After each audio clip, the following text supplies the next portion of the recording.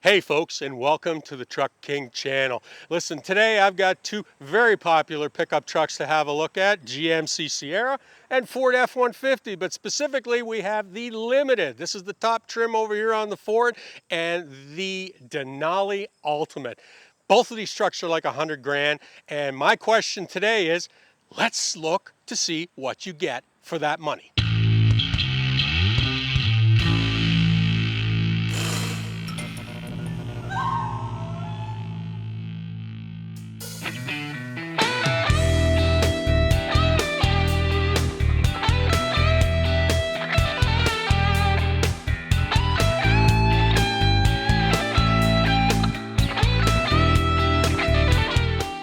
So we're going to start off by taking a look at the Sierra Denali Ultimate. That's a really long name. I'm going to have to repeat that a few times today. I think I'll just start calling it Ultimate. Anyway, powering this truck is a 6.2 liter V8 engine, making 420 horsepower and 460 pound-feet of torque. Now, there is the optional 3 liter Duramax turbo diesel engine, which is also available here. And that's an important distinction because Ford no longer offers their small diesel. So if you're interested in that, this is the only game in town, because for that matter, Ram has also dropped their small diesel. Okay, so let's look at some of the other things, and I apologize for the clipboard, but I just can't remember all this stuff, so I'm going to read it off. Most importantly, the appearance here is a Denali Vader chrome grille up front. This is unique to this particular truck. It rides on 22-inch tires, 7-spoke, ultra bright machined accents, and of course, the dark paint. The interior, well, we'll get Liam to show you what that interior looks like. And the whole point of the Ultimate is that Denali itself was actually introduced back in 2000. Became very, very popular. So much so that today it's 26% of total GMC sales. But let's face it, it got old and other brands were catching up quickly. So this is the Ultimate. This is the first full year of it. We saw it just last summer. And once again, this is an interior that is second to none. And of course, at this price point, it better be. And that's exactly what we want you to see here, is what are you getting for that kind of money? So having a look at the business end of the truck, we've got a carbon fiber bed. We have the 6-function multi-pro tailgate. There she goes. And in addition to which, we've got the side steps in the bumper. Inside, we've got LED lights. We've got at least a dozen tie downs. And we have the soft framed tonneau cover. So, you know what? 100 grand or not, you can still work with this truck. So powering our Limited here is the 3.5 liter Power Boost. Now, an EcoBoost is available, but of course the Power Boost is the full hybrid V6. Now, this combination makes 430 horsepower, 570 pound-feet of torque. But the big deal here is that when you have this engine, it means you're also getting Pro Power on board at several plugs here from the back end. This is actually the truck that you've seen that you can plug into your house and run it. Nice thing to have in a blackout. Now, mentioning the Power Boost, you can get this with just the 3.5 liter EcoBoost, but we'll just talk about this one because that's what we have. However, again, this is a distinction between the GMC and the Ford. If you want a diesel, you got to go over to the GMC. If you want a hybrid, you got to come to the Ford, because neither of these guys offers what the other one does at that level. Now, the Limited trim level actually was introduced in 2019. So as compared to the Ultimate, you know, it's a few years old. Nevertheless, this at the moment is the top of the mountain as far as Ford is concerned. And frankly, they keep coming up with bigger and better trim levels. I remember when King Ranch was the top of the heap, and then along came Platinum. I figured, well, you can't do better than Platinum, but apparently you can, because then we got Limited. Now, Nevertheless, let's walk around to the back of the truck because, again, you got to work with the truck. So we have a powered tailgate. This is up or down. In addition to which, we've got some party tricks that most people are familiar with. The forward step, get you in and out. Some cool things. We got a ruler embedded in the truck bed. And most importantly, because as I said, we have the power boost. So there's our Pro Power setup. We've actually got 110 outlets. We've even got 240 volt outlets. So technically you could run your welder off this thing. And in certain situations, quite honestly, we do it up north where we've had this unit, and I look forward to having it so that I can run a lot of power tools out in the bush.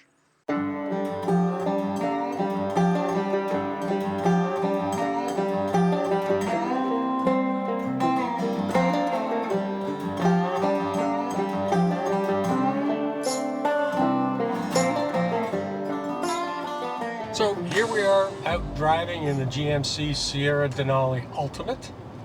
And as I mentioned off the top, this is a new trim level introduced just late last fall.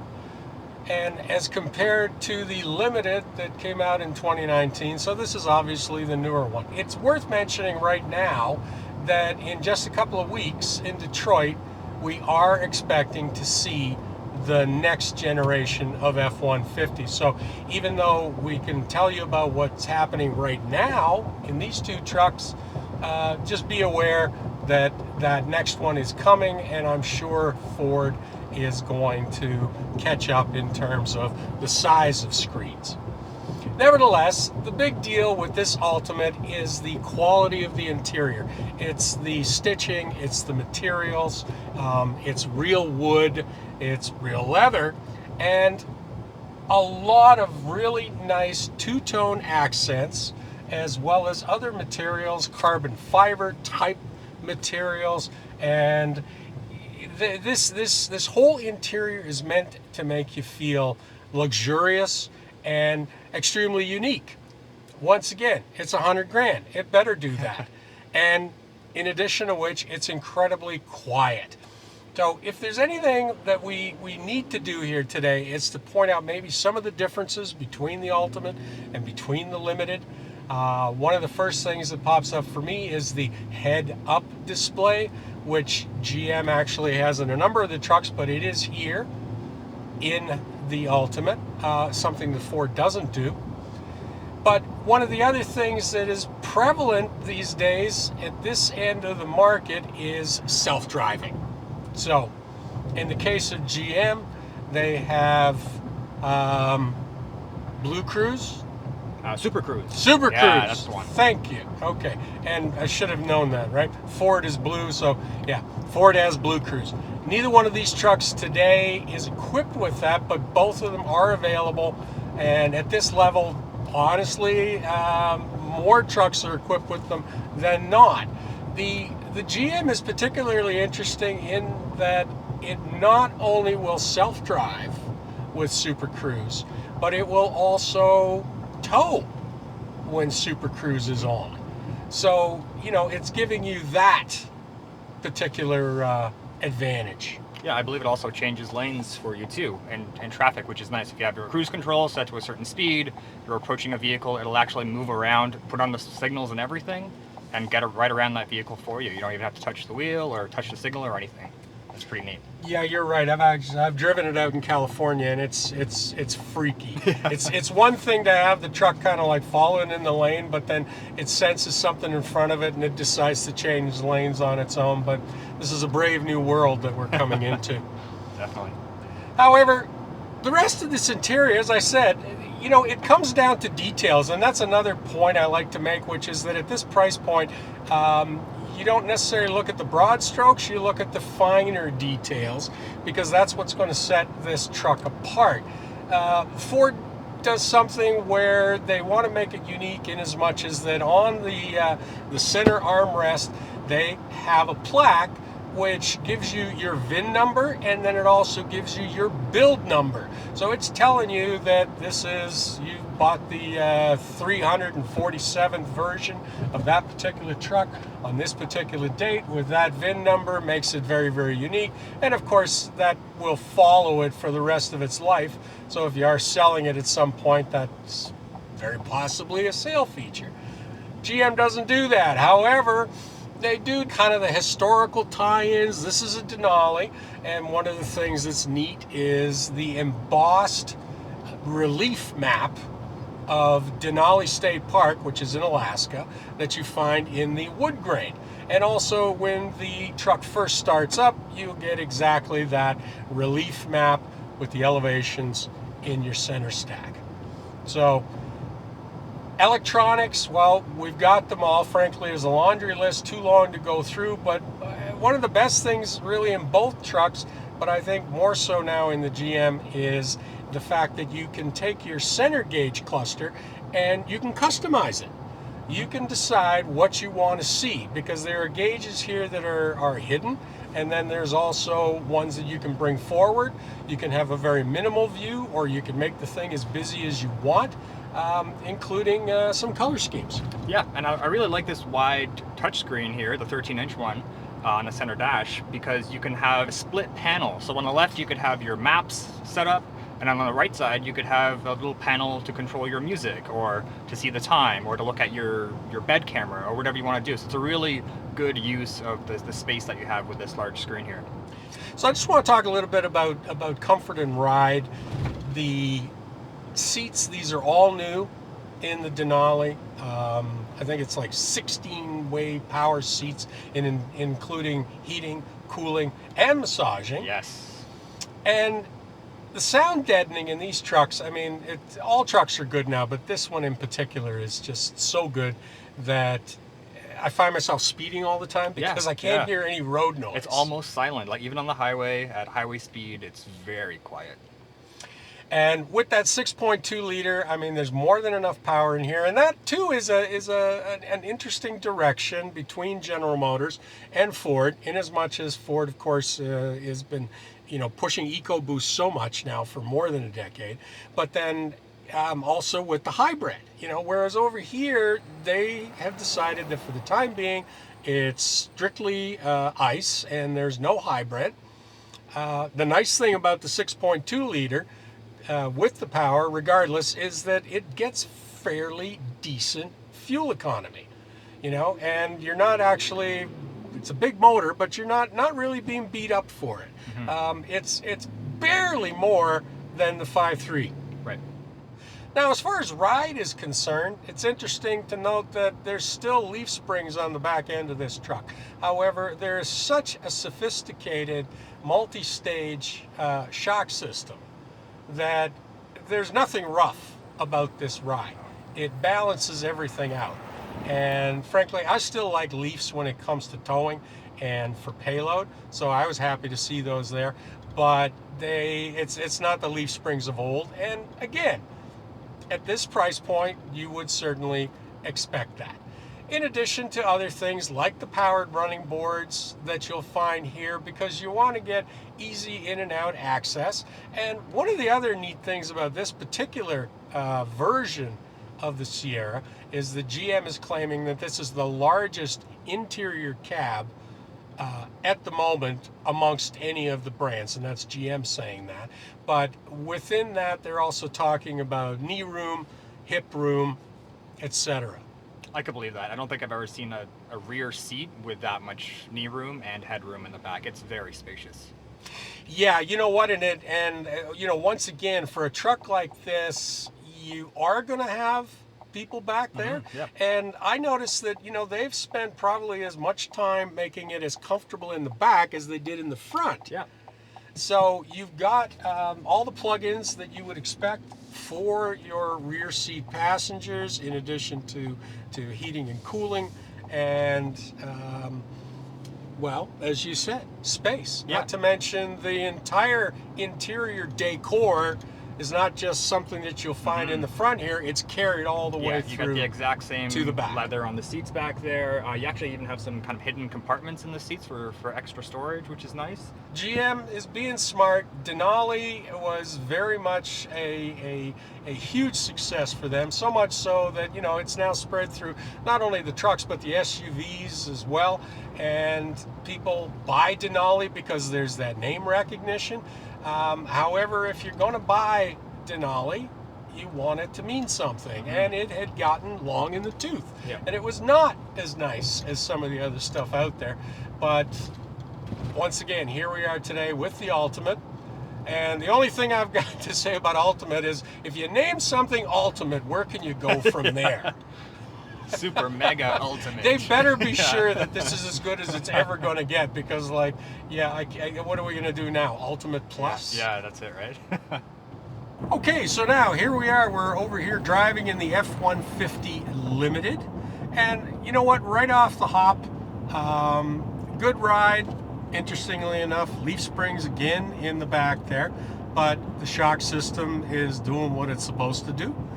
And if there's one slight difference for me right now between the GMC and this, is that this is slightly louder. Yes, I would 100% agree. Yeah? The ride, about as smooth. I'd say maybe the GMC has a slight edge there too, but yeah, definitely a louder cab on the Limited. Yeah, and again, I'm going to put this down to the fact that we're looking at 4-year-old truck versus one that was brought out last year and had all those benchmarks. I mean, they looked at everybody and they said, well, if we're going to do this, we want to make sure that we come out better than everybody. And that's what I'm sensing right here, because again, like, let's, you know, talk about the interior. This is a very nice interior, and I said this to you as we were pulling out of the driveway. I said, if this is all we were driving today, you and I would probably both say that, you know what, this is a really sharp interior. It's luxurious. It's classic. However, when you compare it to something, all of a sudden you go, okay, you know what, this is good, but that's better. Yes. And that's got to be how I feel about this today. Yeah, I think the Sierra is head and shoulders in terms of the interior, the quality of the interior, the fine details, the stitch work, the everything, you know, the wood, the leather. Just so much better than what it's like in here. That's not to say this is a bad interior. It's okay. I like it. It's not my style personally, but it's well done. The key difference between, of course, the Ford and the GMC today is GMC traditional gasoline power plant, whereas over here we have the hybrid. And sorry, I just watched somebody almost crash. Yeah, that was close. Yeah. Anyway, yeah, so we've got the hybrid over here, and you know what, I want to comment on that too, because it's really nice. Like, it is smooth. You start in electric, it tries to stay in electric for as long as it can. That, of course, is huge in terms of fuel economy. But it's also, it's quiet, it switches over when it does go to power. It's almost imperceptible. It's seamless, so, yeah, it really is. I was moving the truck around, getting some shots with the camera earlier, and yeah, it was doing it all in electric the whole time, and then as soon as we pulled out of the driveway, switches over to the gas, and you don't notice anything. Like, obviously the slight noise of the engine, but, you know, it's very seamless. That brings another point to mind, which is that we've done quite a bit of work with the Lightning over the last year and a half or so, and, you know, it's a great truck, but I hate the charging experience. I have made that clear several times on the channel. The hybrid is, to me, still the best possible solution at the moment.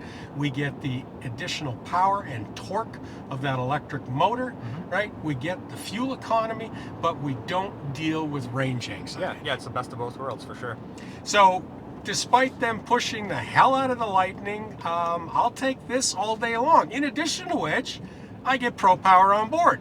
Right. Yeah, and that's a defining feature for the Ford, right? Something that the GMC doesn't have. If you're going to use this truck for work, doesn't have and doesn't, you can't get it. Yeah. So again, you know, if you're in that range, if you want this thing for work, and I get it. We work in a lot of weird remote locations. There is nothing to plug into. So everything is either battery powered, which if you're doing heavy work sucks, or you get something like this so you can plug into it and use it all day long, which is, and not to mention, you know what, it's quiet compared to the portable generator that I have, right? It makes your ears bleed after about an hour. Now, as far as screens are concerned, because we did make a big deal out of the ones over in the GMC, and you know what, they're a decent size, but yeah, they're smaller. Certainly the center stack is smaller. However, the digital gauge cluster is exactly that. Everything on that gauge cluster is digital, and also Ford gives you the opportunity to customize this a certain amount, you know, to what you want. Yeah, and I like the gauge cluster here with those big bold numbers. I think it looks pretty neat, and it's very easy to see. Obviously, we don't have the heads-up display in this one, so you kind of rely on that, and it looks nice. It looks sharp. Yeah, and it gives you a lot of information.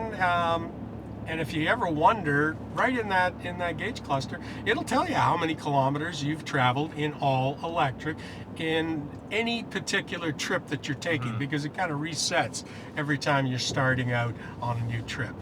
Yep. And right now it says we've done 13 kilometers out of a total of 51. So it is, you know, powering the vehicle a good amount of the time. Exactly, and of course that reflects in your fuel economy. Another unique feature in the Ford is onboard scales. So we spent a lot of time on this channel talking about towing and about tongue weights and how to know whether you're over your payload.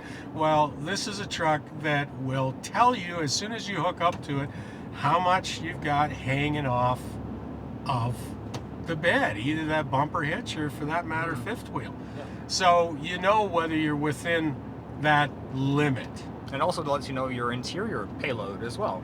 I noticed when I got in, I clicked the button and it showed me how much weight was inside the cab too. So if you're going on a long trip and you're towing, or you got a lot of cargo inside, and you're maybe nervous if you're getting close to those numbers, it'll tell you right on the screen. It shows you a nice chart, kind of showing you where you are. It's pretty neat. You know what? And there's a feature that I've never used, because you're a young man, so I'll give you some advice. If your wife is in the truck, never, ever, never, ever tell her what the interior payload is.